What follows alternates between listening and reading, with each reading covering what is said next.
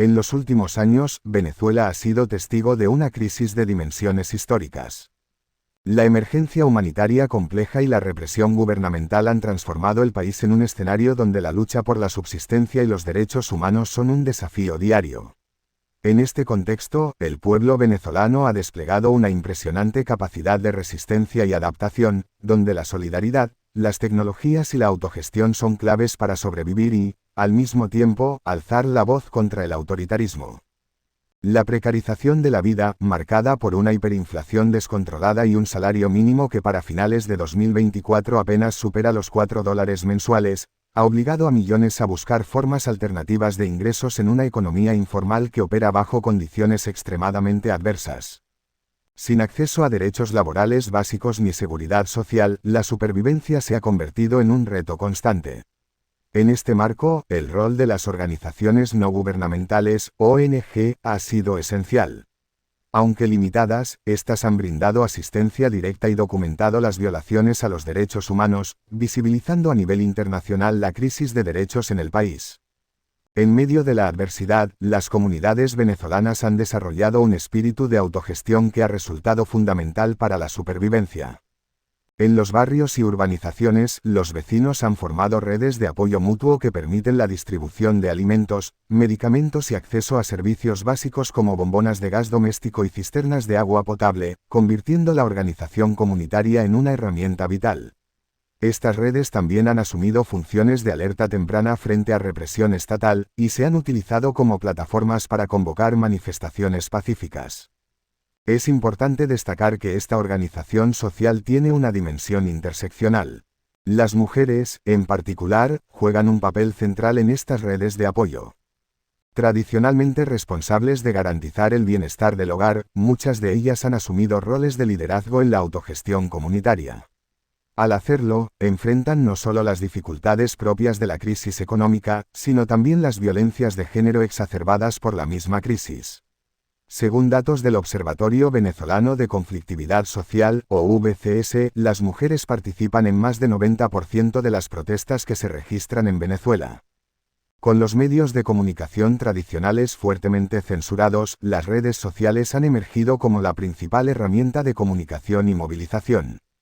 A través de plataformas como X, anteriormente Twitter, Instagram, TikTok, WhatsApp, Signal y Telegram, los venezolanos han encontrado formas de evadir la censura y coordinar acciones de resistencia.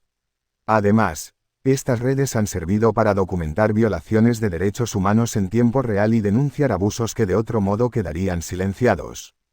Sin embargo, el uso de la tecnología en este contexto no está exento de peligros.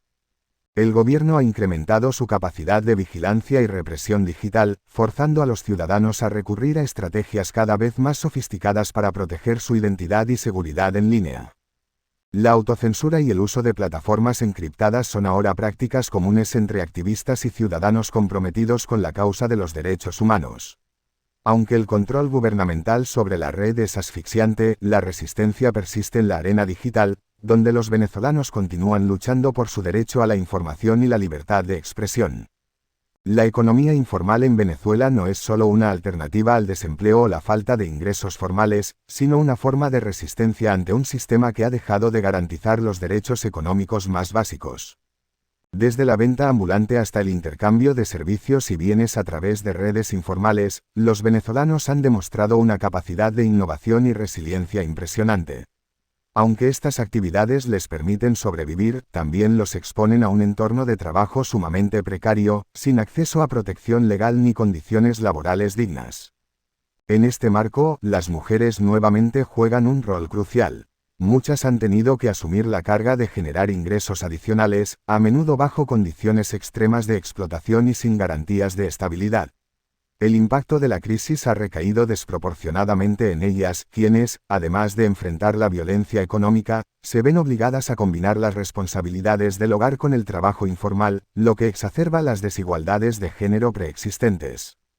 Con más de 7 millones de personas fuera de sus fronteras, la migración forzada de todas estas personas ha establecido una conexión vital entre el país y el exterior. Esta comunidad, dispersa por todo el mundo, ha encontrado formas de apoyar a sus compatriotas mediante el envío de remesas, la organización de campañas de sensibilización y el cabildeo internacional para presionar a los gobiernos en la adopción de políticas que favorezcan la transición democrática en Venezuela. A pesar de estar lejos de su tierra natal, los venezolanos en el exilio han logrado mantener un fuerte sentido de identidad y compromiso con la lucha por los derechos humanos en su país. Su papel ha sido fundamental para amplificar las voces de aquellos que permanecen dentro del país, visibilizando la crisis humanitaria ante la comunidad internacional y recordando que la lucha por una Venezuela libre y democrática no ha terminado. En medio de la devastación económica y política, la cultura emerge como una de las formas más poderosas de resistencia. A través del arte, la música, el teatro y la literatura, los venezolanos encuentran refugio y una vía para expresar su lucha.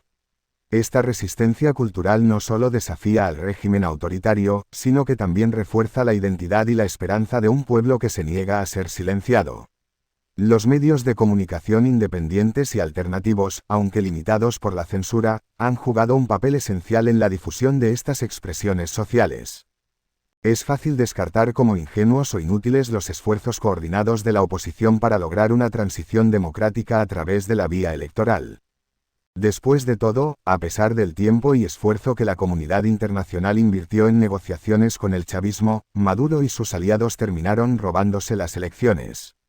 Pero la historia no es lineal. La elección del 28 de julio aún puede demostrar ser un elemento crucial hacia la transición democrática por la que la mayoría de las personas venezolanas votó. Las elecciones presidenciales expusieron grietas en la base de apoyo tradicional de Maduro. Como destacó Juanita Goebertus en nuestra conversación del 23 de enero, es hoy un régimen que se sostiene únicamente en el poder de las armas que perdió legitimidad incluso en aquellos sectores populares, barrios de Caracas que históricamente habían votado por el chavismo, que según los resultados que han sido publicados en las actas darían cuenta de un triunfo muy importante de Edmundo González, incluso en esos barrios.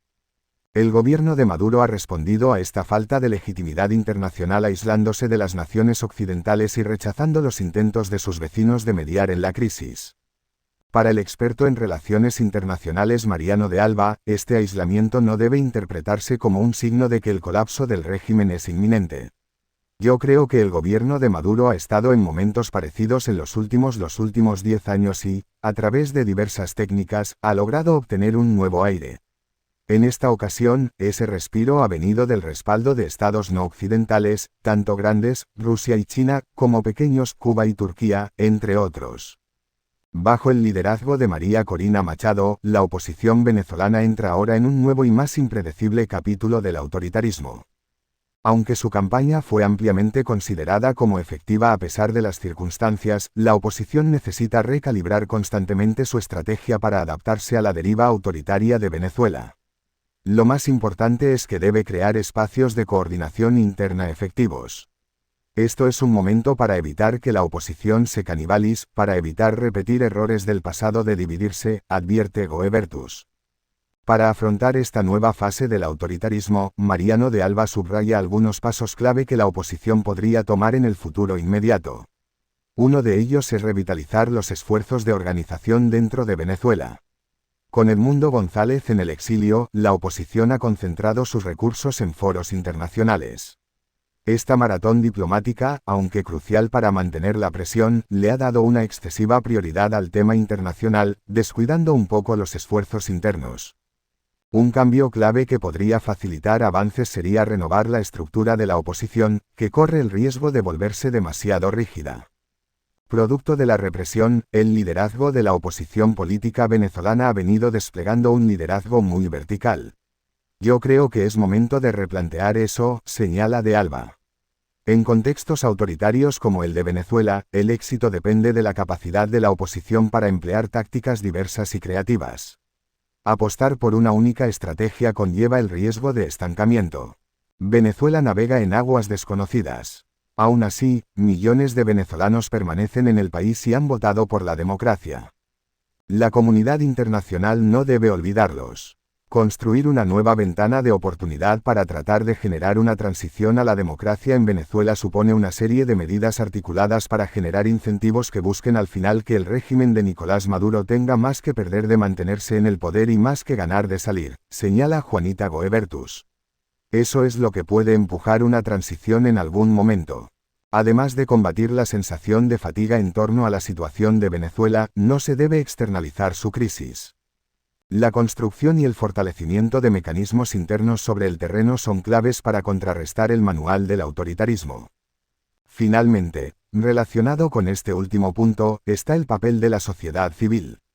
No es posible realizar un análisis objetivo y basado en evidencia sobre la situación política, económica y de derechos humanos sin que la sociedad civil documente la realidad en el terreno. Los actores internacionales deben recordar que, aunque asediadas por la represión y la criminalización, aún existen organizaciones de la sociedad civil, líderes sociales, activistas y periodistas en Venezuela que necesitan apoyo para preservar el espacio cívico. La sociedad civil venezolana, durante mucho tiempo un pilar de resistencia ante la deriva autocrática del país, ha sido golpeada duramente tras las elecciones del 28 de julio. El sentimiento ahora en Venezuela es de mucho temor, producto de la brutal represión, comenta De Alba. Si ya antes era difícil y el espacio de la sociedad civil era limitado, ahora se ha vuelto mucho más difícil, aunque no imposible. Todavía hay mucho que perder en términos de espacio cívico, y Estados Unidos y otros actores internacionales deben tener esto en cuenta en su respuesta a la situación. Una vez que ese espacio se pierde, también se pierden los esfuerzos para documentar violaciones de derechos humanos y apoyar a las víctimas. Para decepción de Alba, la reacción de Occidente tras la toma de posesión de Maduro el 10 de enero, principalmente sanciones contra altos funcionarios, no ha sido efectiva. Pienso que terminan siendo muy simbólicas. Son funcionarios del gobierno que saben que si hay un cambio, tienen mucho que perder. Los sancionados son ellos, así que es posible que personas vinculadas, testaferros, sean quienes estén manejando el dinero o viajando fuera de Venezuela. En su lugar, las democracias occidentales deberían priorizar el apoyo a la sociedad civil. Creo que la tarea principal de la comunidad internacional occidental es hacer un esfuerzo para nuevamente tratar de abrir el espacio cívico en Venezuela. Esa tiene que ser su tarea. La Venezuela contemporánea es un testimonio de cómo la resistencia puede tomar muchas formas, desde la protesta pacífica hasta la creación artística. Enfrentados a una crisis multidimensional que afecta tanto a hombres como mujeres de manera desigual, los venezolanos han sabido sobrevivir y luchar. Las ONG, las redes comunitarias, la economía informal, las plataformas digitales y la diáspora son los pilares que sostienen esta resistencia, mientras el pueblo mantiene viva la esperanza de un futuro en democracia.